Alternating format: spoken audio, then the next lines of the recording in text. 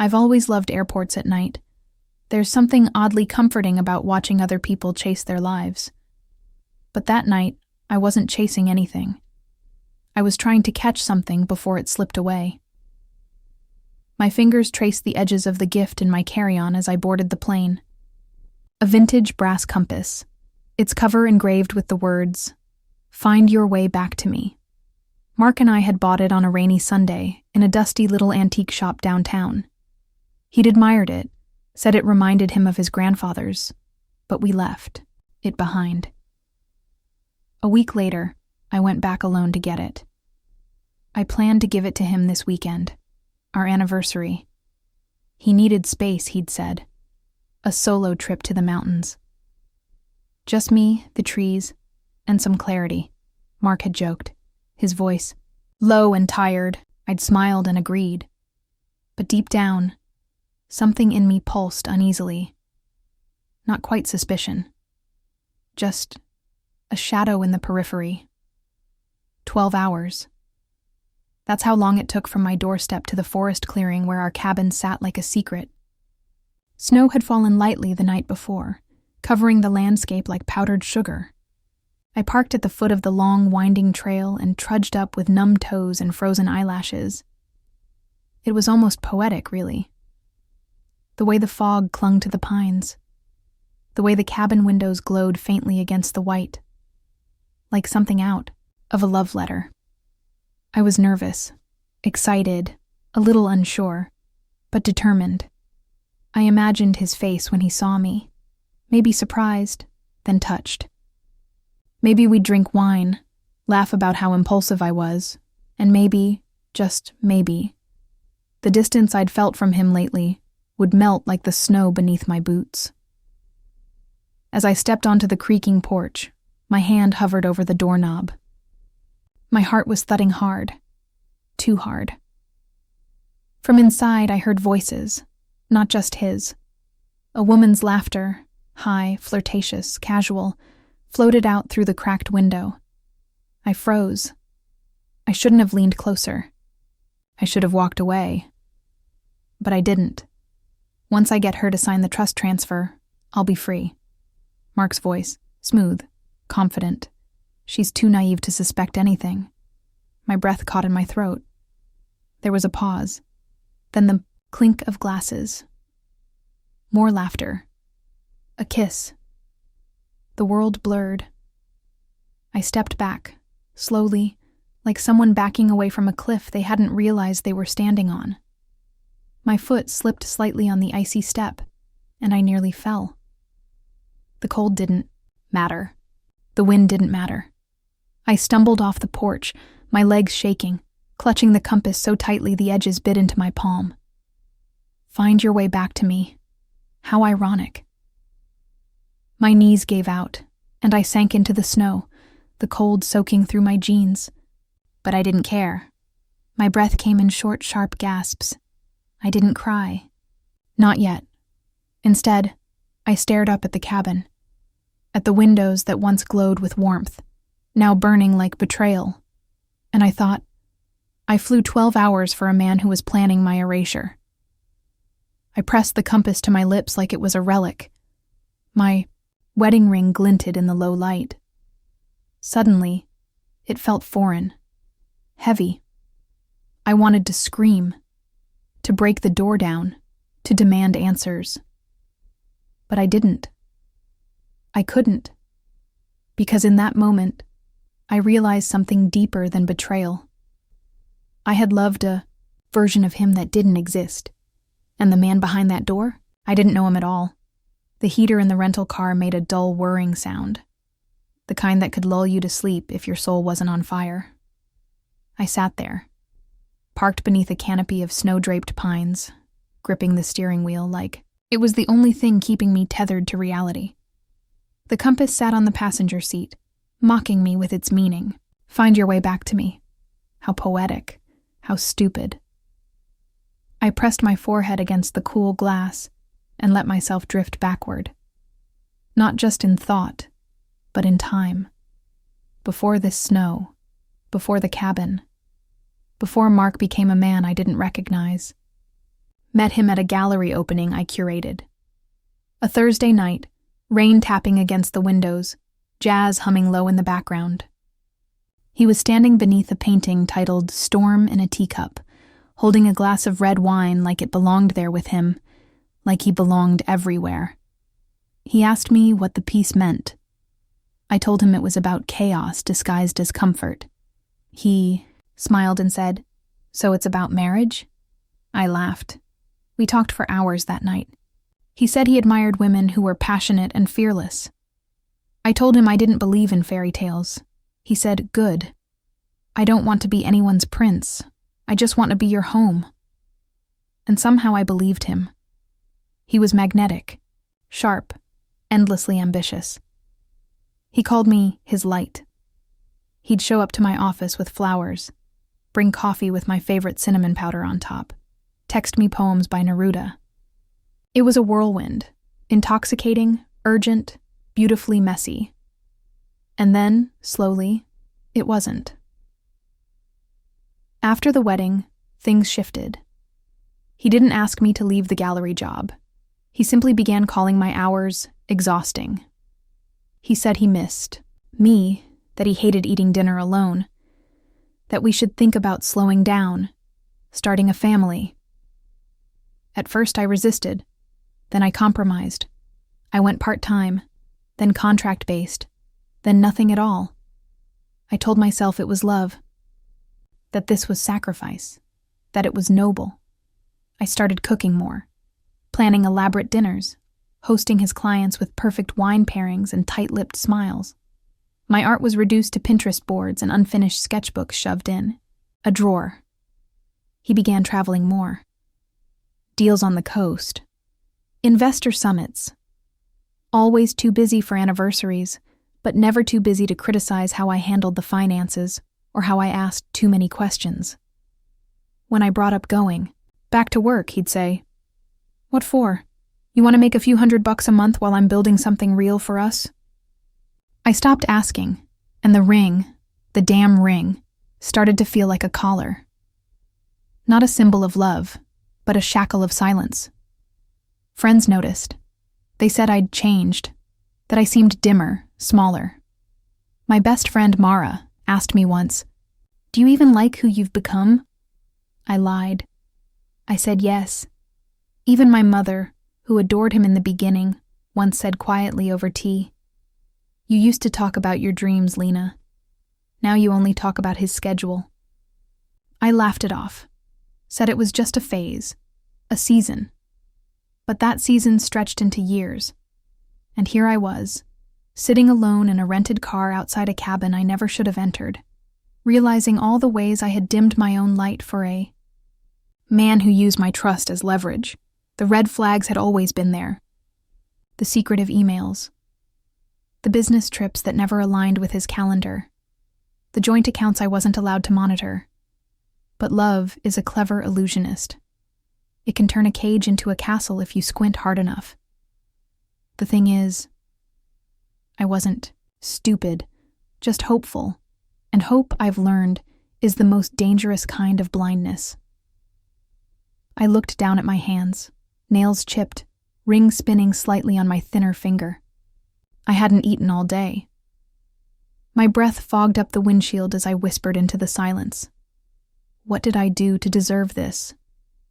And somewhere, a small voice inside answered, "You forgot yourself." That realization cracked something open in me. Not like glass, but like old wood. Something dry and long neglected finally splitting under pressure. I reached for the compass, flipped it open. The needle quivered before settling north. I closed my eyes. North, forward, away. That would be the direction now. The road twisted like a question I didn't want the answer to. I drove for hours without direction, letting the GPS reroute itself again and again. Pine trees blurred into tall shadows. The sky darkened into a bruised purple, and still I didn't stop. It was a strange kind of grief. Not loud or dramatic, but quiet. Heavy. Like being underwater with no sense of which way was up. I wasn't crying. Not yet. Crying would have made it real. Eventually, I found a tiny roadside motel, the kind that smells like damp carpet and faded desperation. I slid my credit card across the counter with shaking hands.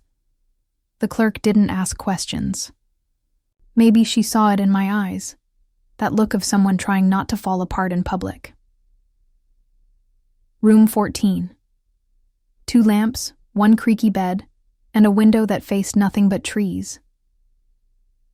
I sat on the edge of the mattress and stared at the floor for a long time. My phone buzzed. Mark, miss you already. Hope you're taking time for yourself. Mark, wish you were here. Cabin's beautiful. Mark, love you. I laughed. A small, sharp exhale through my nose. Almost a snort. My thumb hovered over the screen. Block him? Call him? Smash the phone? Instead, I turned it face down and laid back, on the bed. The ceiling fan ticked with a broken rhythm, spinning above me like a hypnotist's pocket watch. I stared at the ceiling and began replaying everything. Every dinner where I asked about a bank statement and was told I was micromanaging. Every time he snapped, "You're too emotional," when I questioned his coldness.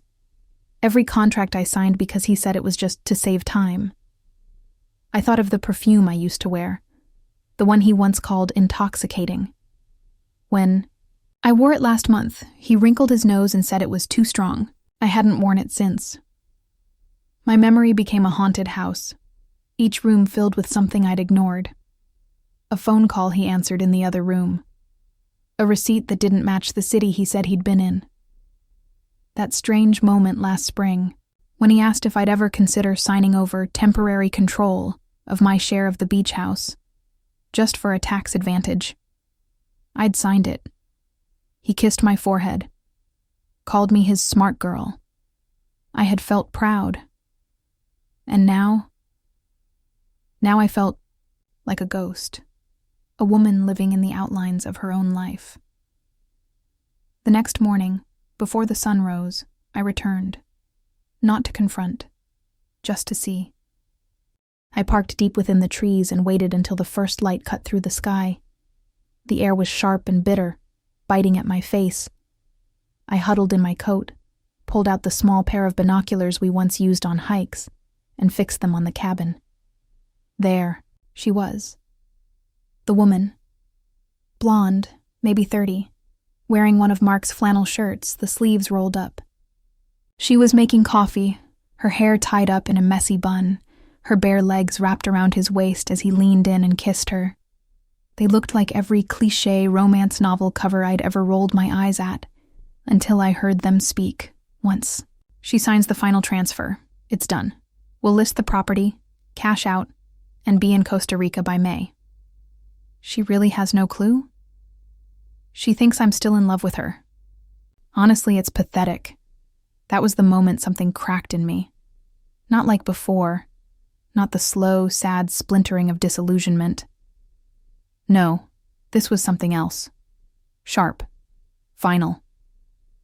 I dropped the binoculars into the snow and stumbled into the trees. My stomach lurched. I fell to my knees and vomited, right there in the brush, as the wind howled through the branches like it was mourning me. My fingers clawed at the snow, as if I could dig my way out of this reality. And then I screamed. Into the forest. Into the empty sky. Into everything I'd buried for years. I screamed until my voice cracked and my chest ached. Then I curled into myself and cried. Not quietly. Not gracefully. Not like in the movies. Ugly, shaking animal sobs for the girl I used to be. For the love I thought I had. For the trust he turned into currency. Later that night, back in the motel room, I showered. The water was lukewarm and the pressure low, but I stood there until my skin wrinkled. I scrubbed hard. My arms, my chest, my face. Like I could erase the years I'd wasted on him. Wrapped in a towel, I stood in front of the mirror and looked. At myself? Really looked.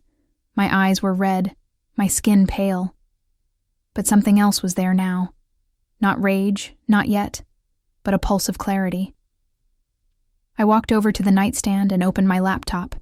Typed, "Best divorce attorneys near me." Then, "How to recover assets in a marriage scam." My fingers flew like they knew what had to be done. This wasn't just infidelity, it was theft. Fraud, deception down to its bone marrow. He didn't break my heart. He tried to erase me. But I was still here, and I was done being a ghost. I didn't go home. Home didn't exist anymore, not in the way it used to. Instead, I drove until the mountains gave way to rolling roads, and the trees thinned out into skies wide enough to breathe under. I booked a cottage in a sleepy coastal town no one I knew had ever heard of. I used my maiden name, Lena Clark, a name that felt rusty in my mouth, but mine nonetheless. It was off-season. The town was quiet, slow-moving, like a film playing just slightly under speed. The kind of place with handwritten signs, closed on Mondays boutiques, and the smell of sea salt hanging in every breeze.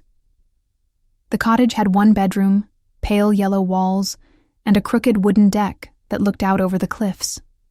There was a mirror by the front door, oval, antique, fogged at the edges. The first morning I stood in front of it in my old college sweatshirt and thought, she's still in there. Somewhere. I started walking the beach every morning. At first with no destination, just to feel the sand under my boots and the roar of the sea in my ears. After a while, I brought a notebook. I didn't know what I was writing, but my hands needed to move. One morning, I drew the compass. Then I drew it again, cracked, the needle spinning wildly. Then I drew a girl curled inside a gilded birdcage, holding the key in her hand but never looking at it. That day, I met Clara. She owned a tiny cafe near the pier, painted turquoise with chipped window panes and the words, "The Driftwood Spoon," stenciled in faded white above the door. I ordered coffee. She asked if I was a tourist. I said I was passing through. Something about her reminded me of my aunt. Direct, warm, a little nosy in the best way. She didn't push, but she didn't look away either. And when she noticed my sketches, she lit up. "Local artists do an open wall every month," she said, sliding a muffin across the counter. "You should show yours." "I'm not an artist anymore," I replied. She just smiled. Funny how our hands disagree with our mouths. Eventually, I started helping her organize the shows. At first, just chalk signs and cleaning up, then curation, then submissions. I hadn't curated anything since leaving the gallery, but muscle memory is a stubborn thing. I kept to myself. I told no one about Mark. No mention of cabins or betrayal or court papers sitting in a locked suitcase under my bed. But every night, I checked the burner phone, bank alerts, property listings, new posts. Mark, smiling beside the woman from the cabin, her hand on his chest, both of them beaming in front of our house. The caption read, "Excited for this next chapter. Dream Team." I didn't cry. I didn't rage. I just felt outside of it, like watching someone else's life. In therapy, I started peeling it all back. My therapist, Rachel, was soft-spoken, but sharp, trauma-informed, grounded. She asked questions I didn't want to answer and gave silence where others would fill the space. We talked about gaslighting, financial manipulation, control dressed up as concern. She told me to stop calling it a bad marriage and start calling it what it was, abuse. I flinched the first time she said it, but she didn't back down, and slowly, I stopped flinching. At night, I lit a candle that smelled like the one I used to burn in my old apartment. Before Mark. It was lavender and cedar.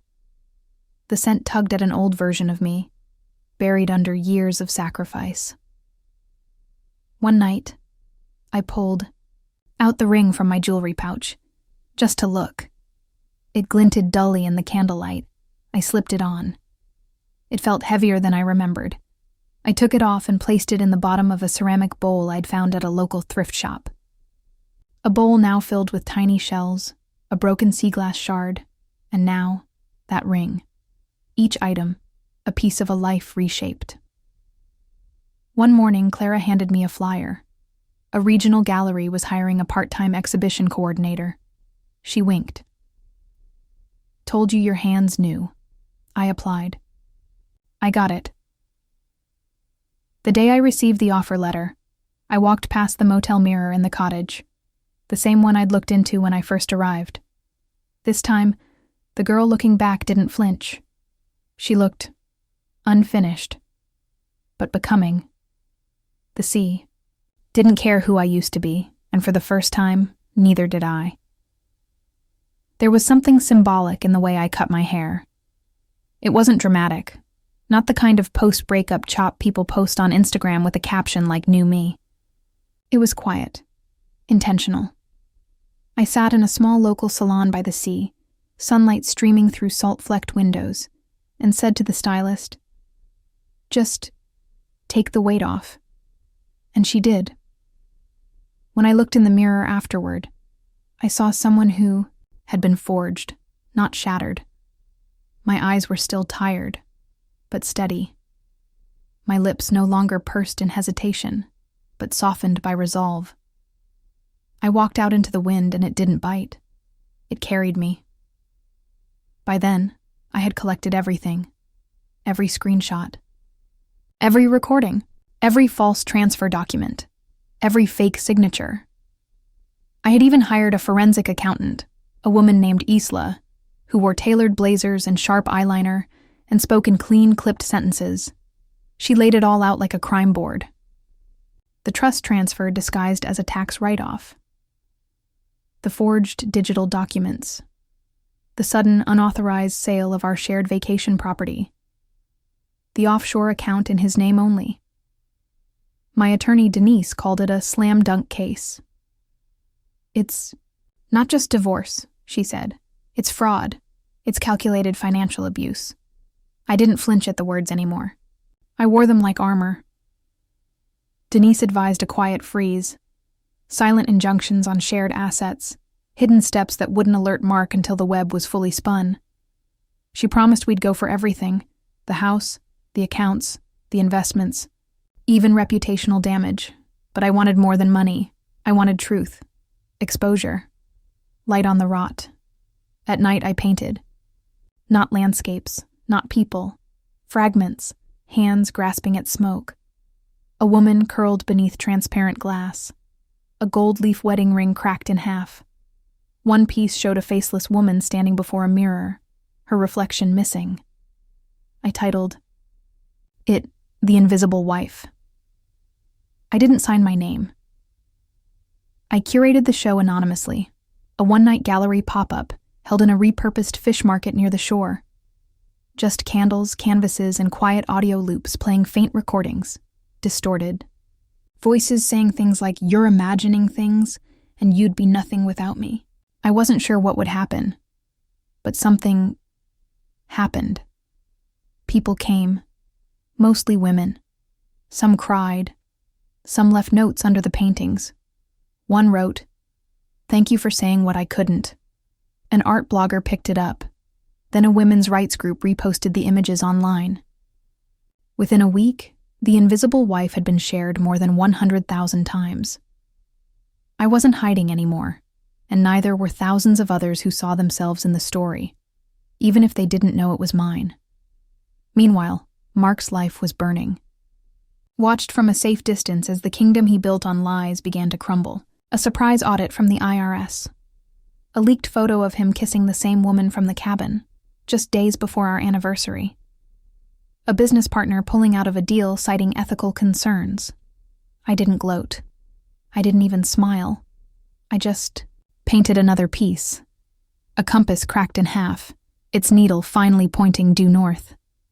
The day I sent the message, it was raining. A soft, steady drizzle that blurred the world into watercolor. I drafted the email with Denise beside me. Subject: Settlement meeting. Request message. We need to talk. In person. It was direct, clean, unemotional. We picked a neutral location, a private conference room in a firm neither of us had ties to. There would be legal observers, but no attorneys present in the room. I wanted him to hear it straight from me. Not rage, not revenge, just truth. That night. I stood by the shore and watched the waves curl around my ankles. I closed my eyes and inhaled the briny air. My wedding ring was still in the ceramic bowl back at the cottage. My perfume bottle, the one he used to love, then hated, sat unopened on a shelf. A photo of us on our honeymoon remained buried at the bottom of my sock drawer. These were the artifacts of my past, but they didn't define me anymore. I had given him so much of me, my voice, my body, my trust, and he turned it all into leverage, into currency. But now I was the architect, I was the weapon, and clarity was the sharpest blade I had ever held. Tomorrow I would look him in the eye, and he would see the woman he tried to erase, not broken, not bitter, but reborn. The building was all glass and steel, modern, cold, professional. A conference room nestled on the 21st floor overlooking the gray veins of a city that had never felt more distant from the woman I used to be. I arrived 10 minutes early. Not because I was eager, because I needed the stillness. I wore navy, clean lines, soft fabric that moved with me. Understated. Elegant. My mother's watch on my wrist, ticking softly. No makeup, but a touch of tinted balm. Hair pulled back. A thin chain around my neck with no pendant.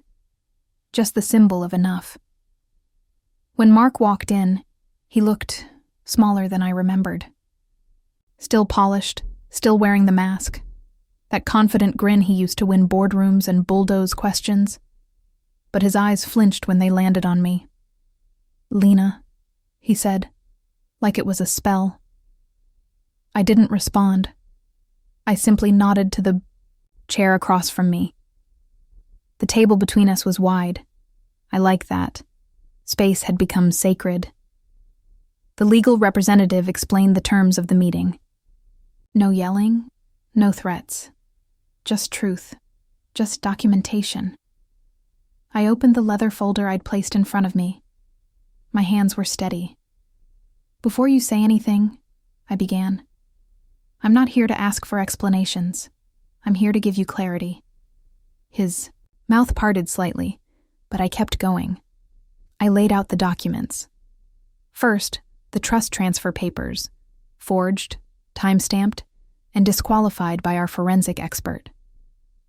Next, the bank records showing unexplained transfers to his personal offshore accounts. Then, the photos, him and her, the timeline, the matching receipts. Finally, the audio, printed transcripts from the cabin, his voice unmistakably saying, "She's too naive to suspect anything." He didn't speak at first. Then came the predictable.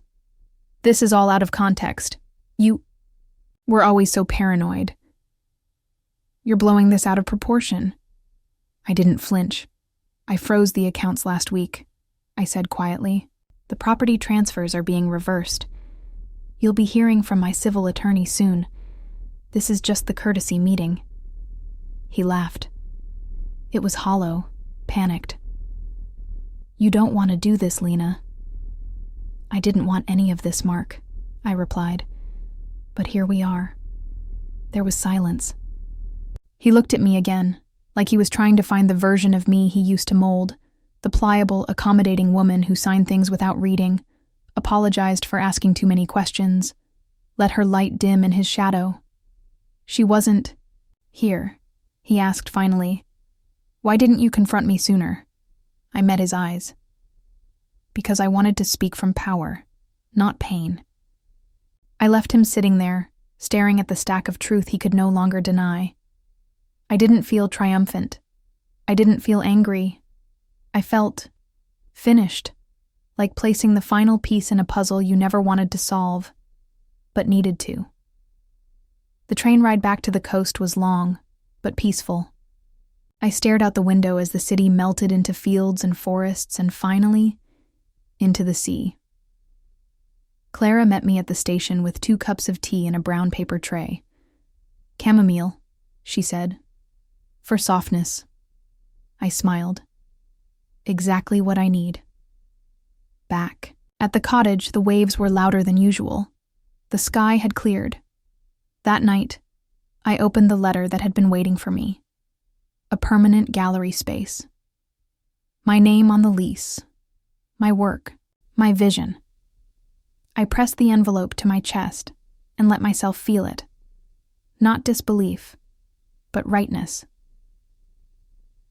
In the early hours of morning, I stood in my new studio, still half empty, canvases stacked against the wall, brushes in old jam jars. I reached into a drawer and pulled out the compass, the same one I had bought for him, engraved with "Find your way back to me."